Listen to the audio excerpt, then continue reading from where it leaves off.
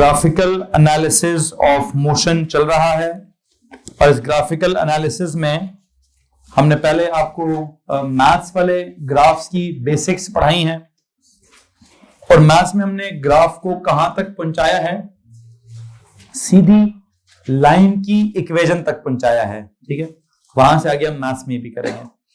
जब हम यहां वापस आते हैं फिजिक्स की तरफ तो हम कहते हैं यार यहाँ पे ना एक्स एक्सिस और वाई एक्सिस नहीं पढ़ाना, यहाँ पे एक्स और वाई की आपस की इक्वेशन भी नहीं पढ़ानी, यहाँ पे अलजेब्रा नहीं सिखाना। यहाँ क्या सिखाना है, एक्स एक्सिस पे क्वांटिटी होगी वो सिखाना है, वाई एक्सिस पे क्वांटिटी होगी ये सिखाना है। ग्राफ जैसा भी बना होगा उसके ग्रेडियंट से एक और क्वांटिटी के बारे में पता चलेगा ये सिखाना है, और उसके एरिया से अंडर द जो कर्व बनी होगी, जो लाइन या कर्व बना होगा उसके अंडर जो एरिया होगा उससे भी क्या करना है, उससे भी कुछ ना कुछ कोई क्वांटिटी पता चलेगी, ये सिखाना पड़ेगा। तो हमने क्या किया, आई थिंक मैंने यहाँ ग्राफिकल एनालिसिस में ऑफ कोर्स एक्सिस की या डायमेंशंस की बात तो की, लेकिन उनको क्वांटिटीज के साथ रिलेट कर दिया। और इन पे ग्राफ के एनालिसिस में क्वांटिटेटिव एनालिसिस हो या क्वालिटेटिव एनालिसिस हो, ग्रेडियंट की वैल्यू कैलकुलेट करनी हो या ग्रेडियंट का पैटर्न डिस्कस करना हो, मैंने एरिया की वैल्यू कैलकुलेट करनी हो या एरिया का पैटर्न डिस्कस करना हो, हमने क्या कहा, हमें उसके लिए क्या होगा, जो ग्रेडियंट है या जो एरिया है उसका लेना देना क्या है।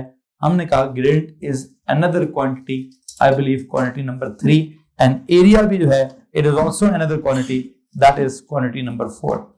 तो मैं इस वक्त फिजिक्स में इस नतीजे पर पहुंचा हूं कि जब आप किसी भी ग्राफ का जिसके एक्स एक्सिस पर कोई क्वांटिटी होगी और वाई एक्सिस पर भी कोई क्वांटिटी होगी तो उसका जब ग्रेडियंट निकालेंगे तो वो भी कोई क्वांटिटी होगी, और या उसका अगर एरिया निकालेंगे अंडर द लाइन तो वो एरिया भी किसी न किसी क्वांटिटी के बराबर होगा।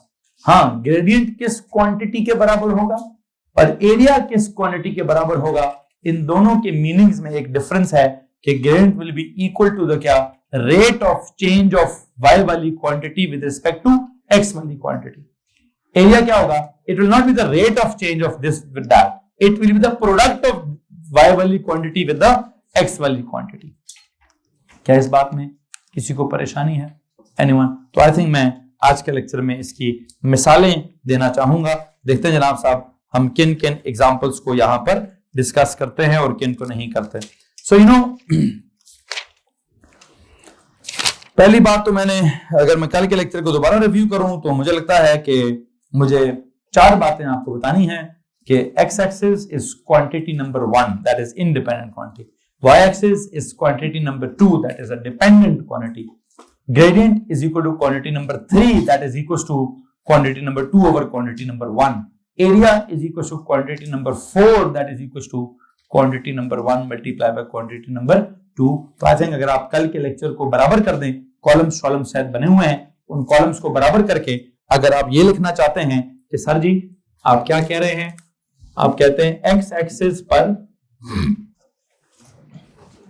एक क्वांटिटी है, कौन सी वाली, एक्स एक्सिस पर हम क्या लगाते हैं, इंडिपेंडेंट क्वांटिटी, जिसको आप क्या कह दें, जिसको आप कह दें क्वांटिटी नंबर 1। ठीक है जी। फिर y एक्सिस पर क्या है, y एक्सिस पर डिपेंडेंट क्वांटिटी है,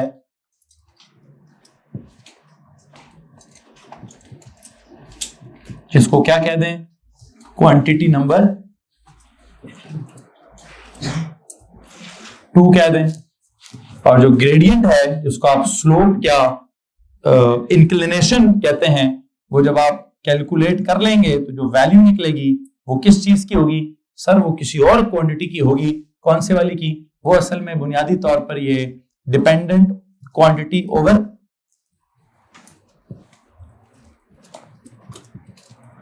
इंडिपेंडेंट क्वांटिटी होगी।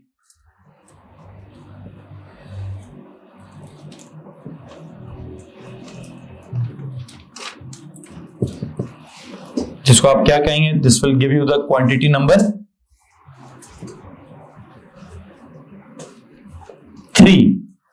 इसी तरह जो आपका एरिया होगा वो बेसिकली क्या है, वो आपका डिपेंडेंट और इंडिपेंडेंट क्वांटिटीज का क्या होता है, वो दो क्वांटिटीज का प्रोडक्ट होगा। इधर तो डिवाइड हो रहा है तो उधर क्या हो जाएगा, उधर मैं उसको मल्टीप्लाई कर दूंगा। क्या लिखें जी, इंडिपेंडेंट क्वांटिटी या डिपेंडेंट इनटू इंडिपेंडेंट, जो मर्जी करें जी, dependent quantity multiply by independent quantity. बस आप कल का लेक्चर याद करें ना करें, बराए मेहरबानी ये 4 लाइनें याद कर लें तो हमारा जो है वो काम चल पड़ेगा। हेलो जी, इस बात में अगर किसी को प्रॉब्लम है तो प्लीज हाथ खड़ा करेंगे। ये है वो बात जो मैंने फिजिक्स में अप्लाई करनी थी कि फिजिक्स में ग्राफ्स की ये बात पता होनी चाहिए। बाकी वो जो मैथ्स पढ़ा रहा था 3-4 दिनों से या काफी दिनों से, वो अगर आप बायोलॉजी वाले भूल भी जाते हैं तो मुझे प्रॉब्लम नहीं है। मुझे बस इतनी बात आपको बतानी है कि there is an independent quantity on the x-axis, there is a dependent quantity on the y-axis. The gradient will tell you a third quantity which will be equal to the ratio or the rate of क्या independent of क्या of dependent quantity with respect to the independent quantity, and the area will give you the fourth quantity that will be equal to क्या the product of क्या जनाब, the product of dependent and independent quantity. So you know 4 quantities हैं जो एक वक्त में graph से पता चलती हैं। वैसे तो ग्राफ का काम क्या था कि एक वक्त में 2 क्वांटिटीज को आपस में रिलेट करें, लेकिन 2 क्वांटिटीज को जब आपस में रिलेट करता है तो अब उन क्वांटिटीज का रेशो भी डिस्कस हम कर सकते हैं, उन क्वांटिटीज का प्रोडक्ट भी हम डिस्कस कर सकते हैं। तो जब उनका रेशो या रेट डिस्कस करते हैं तो पता चलता है वो कोई और क्वांटिटी है, ठीक है। जब उसका एरिया डिस्कस करते हैं या प्रोडक्ट डिस्कस करते हैं तो पता चलता है वो भी कोई ना कोई और क्वांटिटी है। अच्छा, कभी कभार है और कभी कभार नहीं है, ये भी एक मसला है कि जरूरी नहीं है कि वो हमेशा ही जो रेशो या रेट है वो कोई क्वांटिटी ही निकलेगी, या एरिया जो प्रोडक्ट है वो कोई क्वांटिटी या मतलब निकलेगी तो सही, लेकिन हमारे काम की निकलेगी, हमारे काम की नहीं निकलेगी, ये एक अलग टॉपिक हो सकता है। बहरहाल मैं अगर इस तमाम आइडियाज की एग्जांपल्स देना चाहूं तो चूंकि काइनेमैटिक्स चल रहा है तो मैं यहाँ पे एग्जांपल्स क्या दूंगा, आई थिंक मैं यहाँ डिस्टेंस टाइम के ग्राफ की एग्जांपल दूंगा, या स्पीड टाइम के ग्राफ की एग्जांपल दूंगा, या एक्सेलरेशन टाइम के ग्राफ की एग्जांपल दूंगा। आई थिंक मैं यहाँ पे आगे आपका क्या बोलते हैं वो फोर्स एक्सटेंशन ग्राफ हो गया, या वोल्टेज करंट का ग्राफ हो गया, या ओम्स लॉ हो गया, या हुक्स लॉ हो गया, मैं उन ग्राफ्स की बात यहाँ नहीं करूंगा क्योंकि टॉपिक मेरा चल रहा है काइनेमैटिक्स। तो मैं सिर्फ और सिर्फ काइनेमैटिक्स में जो ग्राफ्स इन्वॉल्व होते हैं उनकी मिसाल देने की कोशिश करूंगा। और उसकी हेडिंग दे दीजिए जनाब साहब, देखिए एग्जांपल्स ऑफ द, जो भी आपका आइडिया है इनकी एग्जांपल्स देते हैं जनाब साहब, हेडिंग दीजिए examples of the above idea, examples of the above idea.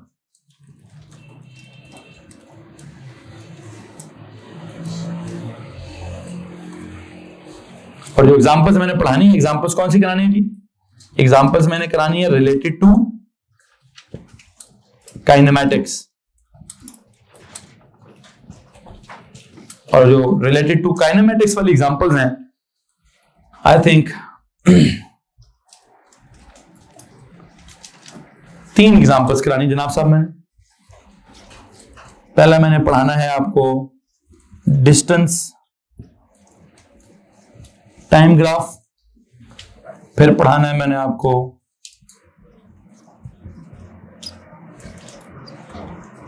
Speed time graph, और शायद तीसरा नंबर पर मैं आपको पढ़ाऊंगा acceleration time graph. There can be a momentum time graph as well, लेकिन मैं भी मोमेंटम टाइम के ग्राफ में नहीं जाना चाहता।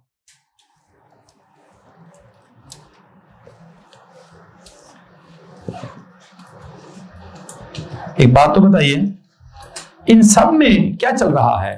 मैं डिस्टेंस को भी टाइम के साथ बना रहा हूं, स्पीड को भी टाइम के साथ बना रहा हूं, एक्सेलरेशन को भी टाइम के साथ बना रहा हूं। तो एक चीज तो ऑब्वियस है, फिर हमने टाइम को कल क्या कह दिया था सर, जो भी है वो इंडिपेंडेंट है। अगर वो इंडिपेंडेंट है तो वो किधर होगा सर, जो भी है वो एक्स एक्सिस पर होगा। तो मैं क्या करूंगा जनाब साहब, ये जो टाइम है इधर करें जाकर किधर, ये मैं एक्स एक्सिस पर बनाऊंगा, और ये डिस्टेंस है ये मैं किधर बनाऊंगा जी, सर जी ये y एक्सिस पे बनाऊंगा। सिमिलरली यहां पे भी टाइम को मैं किधर बनाऊंगा, x एक्सिस पर बनाऊंगा, और जो स्पीड है मैं इसको किधर बनाऊंगा, y एक्सिस पर बनाऊंगा। यहां पर भी टाइम को मैं x एक्सिस पर बनाऊंगा और एक्सेलरेशन को मैंने किधर बनाना है, वो मैं y एक्सिस पर बनाऊंगा।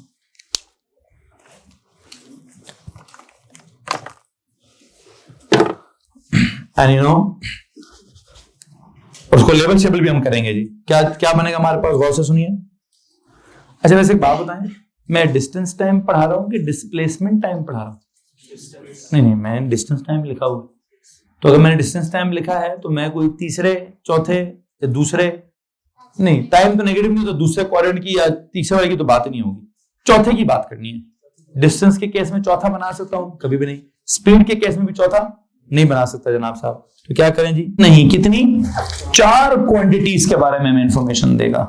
तो 4 क्वांटिटीज के बारे में हमें कैसे इंफॉर्मेशन देगा, वो जरा प्लीज एक काम करेंगे, सुनते हैं जनाब साहब। यहां 2 क्वांटिटीज तो हो गई, टाइम ऑन द, अगर मैं डिस्टेंस टाइम की मिसाल दूं तो time on the X axis, distance on the Y axis, इसकी बात तो हो गई।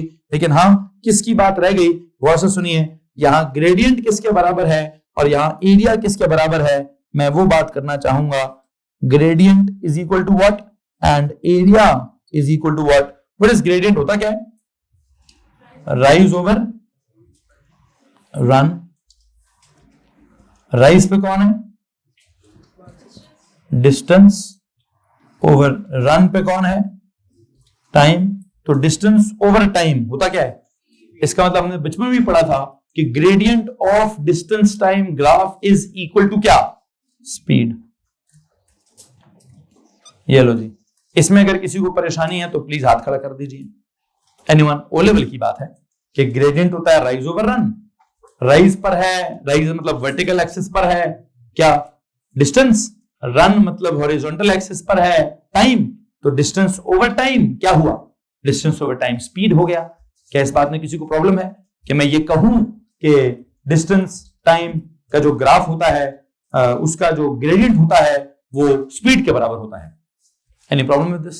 नो। सिमिलरली अगर आप एरिया निकालना चाहते हैं तो सर जी एरिया क्या होता है, वो लेंथ इनटू विड्थ का कॉन्सेप्ट होता है। एक डायमेंशन की लेंथ को दूसरी डायमेंशन की लेंथ से मल्टीप्लाई करना पड़ता है। तो बुनियादी तौर पर area is equal to length into width. Please tell me इधर लेंथ पर क्या है, इधर लेंथ के हिसाब से क्या होगा, टाइम होगा। तो विड्थ के हिसाब से क्या है, डिस्टेंस है। तो लिखिए जी टाइम इनटू डिस्टेंस या डिस्टेंस इनटू टाइम। हाँ बस एक प्रॉब्लम यह है कि हमने अपने थ्योरेटिकल स्क्रिप्ट के अंदर, किसके अंदर भाईजान, जो थ्योरी में बेसिक टर्म्स पढ़ी हैं, उन टर्म्स में वहां कोई ऐसी टर्म नहीं पढ़ी, कोई ऐसा नाम नहीं रखा। कौन सा नाम, कि जिसमें डिस्टेंस और टाइम आपस में क्या हो रहे हो, मल्टीप्लाई हो रहे हो। डिस्टेंस और टाइम डिवाइड हो रहे थे तो एक क्वांटिटी तो निकाली भी हमने, स्पीड। लेकिन डिस्टेंस और टाइम जब मल्टीप्लाई हो रहे थे तो हमने कोई क्वांटिटी नहीं, हमने कभी किसी क्वांटिटी में डिस्टेंस और टाइम को मल्टीप्लाई नहीं किया हुआ है। किसी को मसला है? हाँ मैं यही तो कह रहा हूं ना बेटा कि जब भी किसी भी क्वांटिटी को, सुन लो मेरा पूरा जवाब सुन ले भैया, पूरा जवाब सुन ले। हम किसी भी 2 क्वांटिटीज को मल्टीप्लाई करें या उनको डिवाइड करें तो हम उसका नाम रख सकते हैं। आप कह दें distance multiply by time is known as Abbas, नाम है भाई, है जी। वो कहते ना वो work done per unit charge is known as voltage, नाम है किसी बंदे का भैया, ठीक है जी। तो इस हिसाब से नाम रख लें आप किसी भी क्वांटिटी का। अब आप उसका काम क्या निकालेंगे, लोग ये नहीं पूछेंगे बात साहब नाम क्या रखा है, कहेंगे भाई काम क्या रखा है, उसका काम क्या है, ठीक है।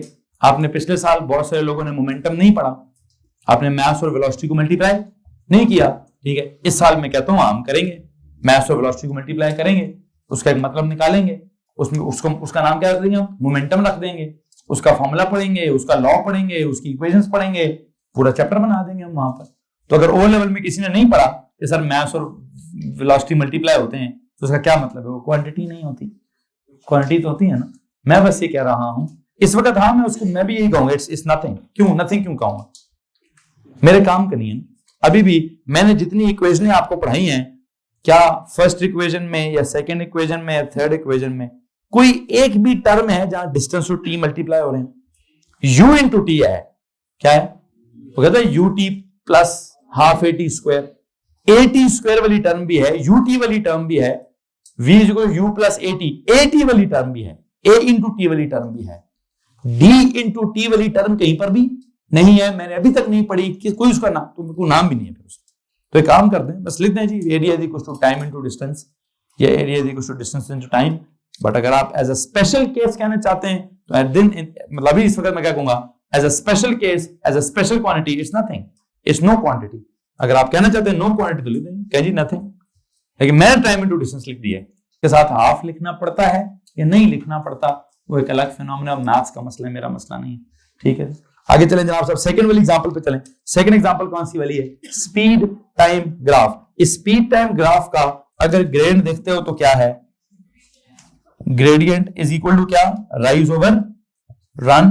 Please tell me what is on the rise? It's not just speed, rise को कहते हैं चेंज इन स्पीड। क्योंकि यहां तो डिस्टेंस है, चलो डिस्टेंस ट्रेवल कहते हैं, मुझे प्रॉब्लम नहीं है।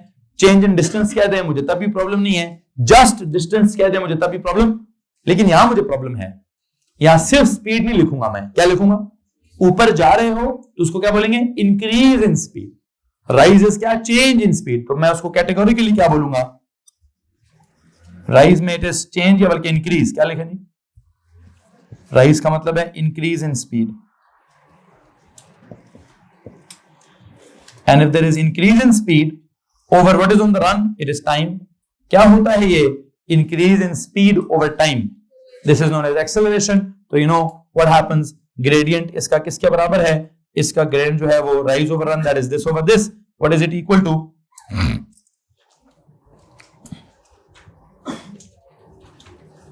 इट इज इक्वल टू क्या जनाब साहब? Acceleration. It is equal to acceleration. जी तो भाई यहां तक अगर किसी को मसला है तो प्लीज हाथ खड़ा कर दीजिए। अब आता हूं इसके किसकी तरफ? इसके एरिया की तरफ। तो इसका एरिया किसके बराबर है जी? एरिया इज इक्वल टू, वही general formula is length into width. What is on the length and what is on the width? Length पर क्या है जी? इट इज टाइम, और विड्थ पर क्या है? वेलोसिटी या स्पीड। Speed into time. अब वो ग्राफ का पैटर्न कैसा है, वो पैटर्न डिसाइड करेगा, बल्कि पैटर्न ही डिसाइड करेगा। स्पीड इनटू टाइम क्या होता है जी? स्पीड होता है डिस्टेंस ओवर टाइम, तो टाइम चला गया तो स्पीड इनटू टाइम क्या हो जाएगा? वो speed into time in every case, in any case is क्या? It is in any case it is distance. ये मैंने क्या बोला? In any case it is distance. बताएंगे जनाब what is meant by in any case? कितने cases पढ़ लिए आपने? एक आपने पढ़ा कांस्टेंट स्पीड, एक आपने पढ़ा यूनिफॉर्मली एक्सेलरेटेड मोशन। याद आ रहा है कि नहीं आ रहा? ये कांस्टेंट स्पीड का फॉर्मूला क्या है? v equals to D by T. वहां तो d किसके बराबर है? vt के बराबर है। बेटा आपके एक्सेलरेटेड मोशन में भी d किसके बराबर है? एक पढ़ी थी आपने ut, चलो प्लस को मारो ना गोली, ut था कि नहीं था? प्लस जो हाफ at स्क्वायर है, ut की यूनिट्स भी मीटर है, और हाफ at स्क्वायर की यूनिट्स भी क्या होंगी? वो भी मीटर होंगी। या फिर आपने एक और पढ़ी थी वो vt minus half at square, तो d के बराबर था ना।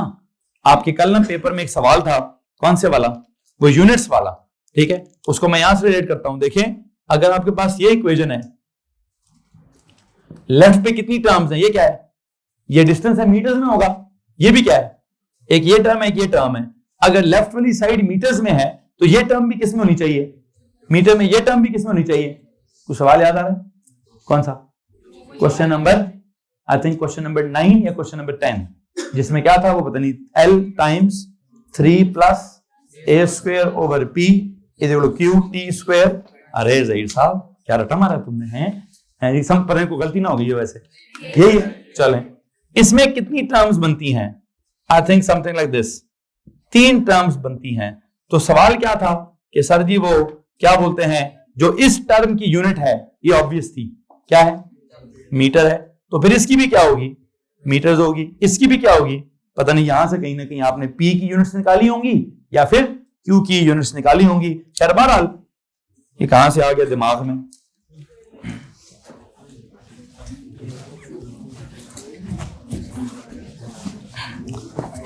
सुने जरा, वापस आए उधर, उसको छोड़ें जी, अपने पेपर वाले सवाल को छोड़ें कि आपने सही किया कि गलत किया, ये आया था कि वो आया था।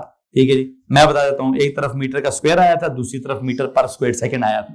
ठीक है, खैर अब किसका सही आया था किसका गलत आया था, 5 मिनट का इंतजार है, वो आ जाएगा, आपका कारनामा आपको पता चल जाएगा। इधर सुनो भाई, कर लो थोड़ी बेचैनी खत्म करो जी, बेचैनी खत्म करो। इधर बोर्ड पे देखो, ये मैंने क्या लिखा है, मैं समझाना क्या चाह रहा हूं बेटा, मेरी बात खत्म होने तो फिर आपके सवाल की तरफ आता हूं। मैंने कहा area is equal to length into width. Length पे एक एक्सिस पे टाइम है, दूसरे एक्सिस पे स्पीड है, तो this area is actually speed into time. अब स्पीड इनटू टाइम क्या होता है, मैंने कहा जी वो हमेशा ही डिस्टेंस होता है। तो मेरे मुंह से जब लफ्ज निकला हमेशा ही डिस्टेंस होता है, तो इसका मतलब क्या था, इसका मतलब ये है कि सर जी आपने हमेशा क्यों बोला है, तो मेरे दिमाग में 2 केसेस आ गए। कौन से, एक यूनिफॉर्म वेलोसिटी वाली मोशन और एक यूनिफॉर्म एक्सेलरेशन वाली मोशन। यूनिफॉर्म वेलोसिटी वाली मोशन में क्या फॉर्मूला दिमाग में आया, speed is equal to distance over time, तो distance is equal to speed into time, मतलब speed into time is distance in that case. फिर एक्सेलरेटेड मोशन जब दिमाग में आया तो मैंने कहा इसमें तो इक्वेशन ऑफ मोशन होती है, उनमें कौन सी होती है, पहली में तो डिस्टेंस का लेना देना ही कोई नहीं, v इक्वल्स, उसमें तो d नहीं, दूसरी में d है ना, क्या लिखा था वहां पे, d इक्वल्स क्या, ut प्लस क्या, चलें d की यूनिट्स क्या है, तो ut की भी क्या होंगी, तो हाफ at को मारे इस वक्त गोली में उसको नहीं पढ़ा रहा मैं, किसी ut, what is that, u into t, speed into, it will give you some meters, it will give you some distance। ठीक है, सिमिलरली अगर मैं कहता हूं d vt minus half at square, तो d फिर मीटर्स में, तो vt भी किस में, मीटर्स में, हाफ at स्क्वायर को गोली मारे। ठीक है, तो कहने का मतलब यह है कि जब भी आप क्या करते हैं, स्पीड को टाइम से मल्टीप्लाई करते हैं, आप कांस्टेंट स्पीड को टाइम से मल्टीप्लाई करें, या आप इनिशियल स्पीड को टाइम से मल्टीप्लाई करें, या आप फाइनल स्पीड को टाइम से मल्टीप्लाई करें, आपको कुछ ना कुछ क्या पता चलता है, डिस्टेंस ही पता चलता है। तो मैं यहां से एक बात पर जोर डालना चाहता हूं कि स्पीड टाइम ग्राफ का एरिया इज ऑलवेज क्या, it is always equal to क्या जी, डिस्टेंस। ठीक है, तो 2 नोट्स इसके नीचे भी लिख दीजिए, कैसे, जैसे वहां लिखा था gradient of distance time graph, यहां क्या लिखूं, gradient of speed time graph is equal to क्या, is equal to acceleration. Gradient of speed time graph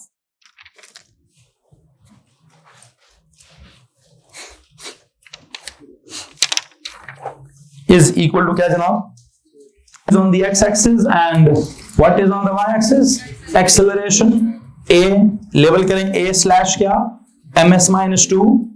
ये इस ग्राफ का अगर मैंने ग्रेडियंट निकाला तो क्या होगा, ये जरा सुने जी आप, gradient is equal to rise over run. What is on the rise, it is the change in acceleration. What is it, rise में क्या हो रहा है, it is the change in या इंक्रीज इन, या जस्ट एक्सेलरेशन भी लिखना चाहते तो लिख दीजिए, इट इज एक्सेलरेशन, नहीं चेंज तो लिखवाऊंगा मैं।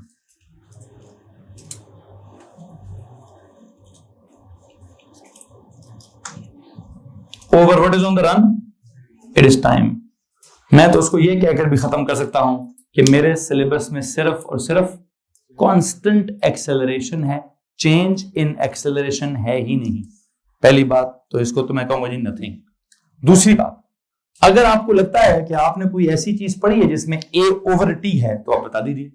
आपने जो पीछे थ्योरेटिकल अप्रोच पढ़ा है काइनेमैटिक्स का, या जितनी भी टर्म्स आपने पढ़ी हैं, वहां पर एक्सेलरेशन के बहुत सारे फॉर्मूले आपके पास मौजूद हैं। उनमें से किसी भी फॉर्मूले को सोचें और सोच के बताएं क्या वहां कहीं एक्सेलरेशन और टाइम डिवाइड हो रहे हैं, नहीं ना।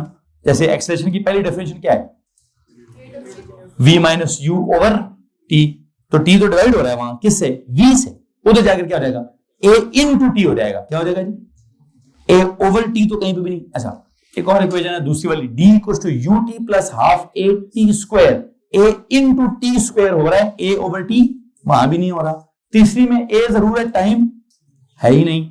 तो मेरा नहीं ख्याल कि हमने कभी एक्सेलरेशन को टाइम से डिवाइड कराया है, या हमने कभी एक्सेलरेशन को टाइम से डिवाइड कराना है। लेकिन फिर वही बात है कि सर हमारे सिलेबस में अगर नहीं है तो क्या इसका मतलब एक टर्म ही नहीं है, नहीं कोई टर्म तो होगी। कब होगी, कहां होगी, बराए मेहरबानी मत पूछिएगा। फिर वो बात कहेगा सर कब होगी, नहीं बता रहा भाई, नहीं होगी। हमारे सिलेबस में क्या होगा, हमारे सिलेबस में acceleration over time is nothing. जैसे आपने वहां पे टाइम इनटू डिस्टेंस को कहा है नथिंग, तो मैं यहाँ change in acceleration over time को क्या कहूंगा, इट इज नथिंग। ठीक है जी, करना चाहिए, लेकिन मैं भी बस मैं ग्रेडियंट क्या होगा, एरिया क्या होगा, ये बताने में इंटरेस्टेड था। मैं भी प्रॉपर ग्राफ बाद में बना लूंगा। इसके एरिया पे चलते हैं जी, क्या पता वो भी नथिंग है, क्या है कुछ ना कुछ। What is area?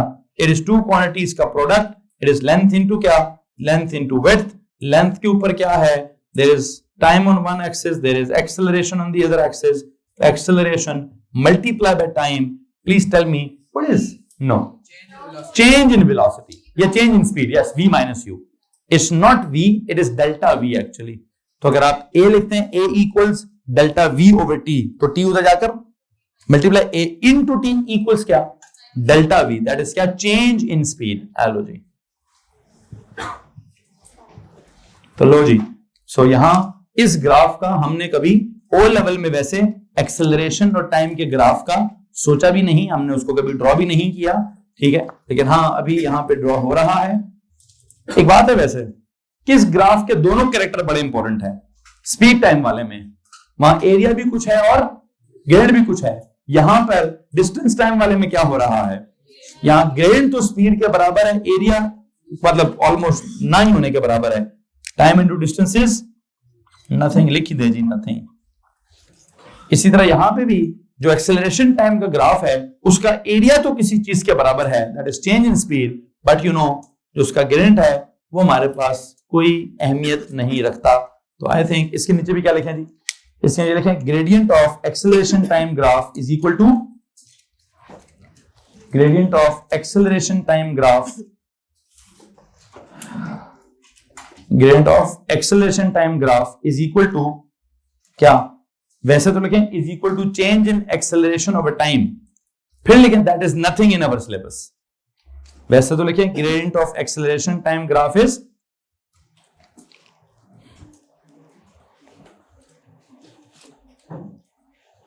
Gradient of acceleration time graph is क्या, change in acceleration over time, but it is nothing in our syllabus.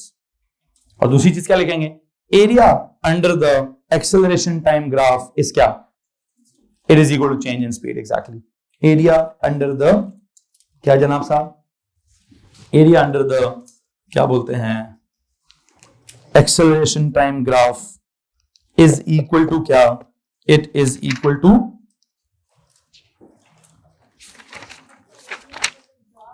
It is equal वही, ठीक है फिलहाल गुजारा चलाएं, इज इक्वल टू क्या जी, is equal to change in speed. इसमें अगर किसी को प्रॉब्लम है तो प्लीज हाथ खड़ा करेंगे।